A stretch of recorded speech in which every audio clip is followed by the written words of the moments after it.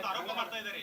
5,000 ಕೋಟಿ ಅಂದ್ರೆ ಎಲ್ಲಿ ಹೋಯ್ತು ಅಂತ ಹೇಳಿ ಒಂದು ಗಂಭೀರವಾದ ಆರೋಪ ಮಾಡ್ತಾರೆ. ಅದ್ರ ಬಗ್ಗೆ ಹೇಳೋದಾದ್ರೆ ನೀವೊಬ್ಬ ಕಡಿಮೆ ಆಗಿದ್ದು ನೋಡಪ್ಪ.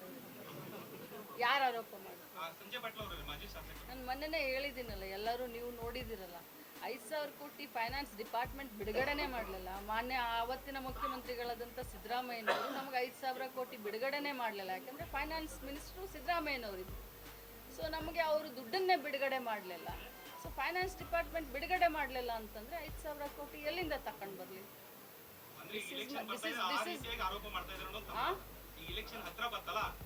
ನಾನಲ್ಲ, ಅವ್ರಿಗೆ ತಿಳುವಳಿಕೆ ಕಡಿಮೆ, ಅದಕ್ಕೆ ಆರೋಪ. ಈಗ ಹೆಬ್ಬಾಳ್ಕರ್ ಅಂದ್ರೆ ಪವರ್ಫುಲ್ ಹಠಮಾರಿ, ಕೊನೆ ಕ್ಷಣದಲ್ಲಾದ್ರೂ ಮಂತ್ರಿ ಆಗೇ ಬರ್ತಾರಂತೆ ನಿಮ್ಮ ಅಭಿಮಾನಿಗಳು ಈಗ ನಿರೀಕ್ಷೆಯಲ್ಲಿದ್ದಾರೆ, ನಂಬಿದ್ದಾರೆ, ವಿಶ್ವಾಸ ಇಟ್ಟಿದ್ದಾರೆ. ನಿಮ್ಮ ಅಭಿಮಾನಿಗಳಿಗೆ ಏನು ಹೇಳಬೇಕು? ಆ ನಂಬಿಕೆನ ಮುಂದುವರಿಸ್ಕೊಂಡು ಹೋಗಿ ಅಂತ ಹೇಳ್ತೀನಿ.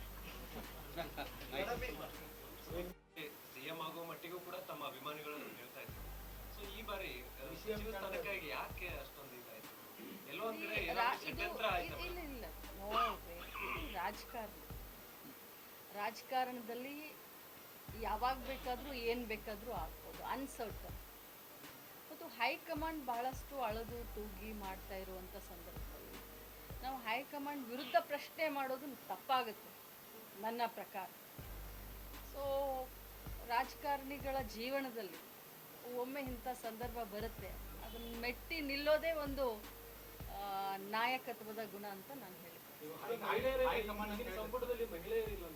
ಅದು ನೋಡಿ, ನಾನು ನಿಜವಾಗ್ಲೂ ಹೇಳ್ತೀನಿ, ಮಹಿಳೆಯರು ಇಲ್ಲದ ಸಂಪುಟ ಅಪೂರ್ಣ. ಯಾರೇ ಇರಲಿ, ಮಹಿಳೆಯರನ್ನ ಸಂಪುಟದಲ್ಲಿ ಸೇರಿಸ್ಕೊಳ್ಬೇಕಂತ ನಾನು ಕೂಡ. ಯಾಕಂದ್ರೆ ನೀವು ಈ ಹಿಂದೆ ಸಂಪುಟದಲ್ಲಿ ಕೆಲಸ ಮಾಡಿದ್ದೀರಿ, ಸೊ ಅನುಭವಿಸ್ತಿದ್ರಿ.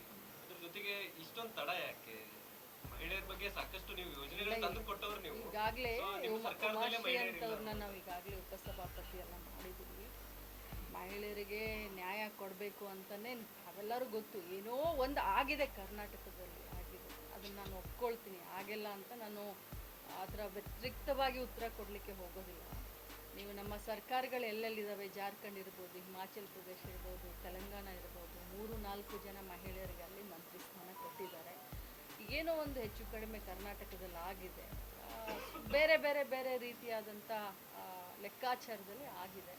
ಬಟ್ ನಿನ್ನೆ ನಾನು ನೋಡಿದೆ, ಮಾನ್ಯ ಮುಖ್ಯಮಂತ್ರಿಗಳ ಒಂದು ಸ್ಟೇಟ್ಮೆಂಟ್ ನಾನು ನೋಡಿದೆ, ಆದಷ್ಟು ಶೀಘ್ರದಲ್ಲಿನೇ ಮಹಿಳೆಯನ್ನು ತಗೊಳ್ತೀವಿ ಅಂತ.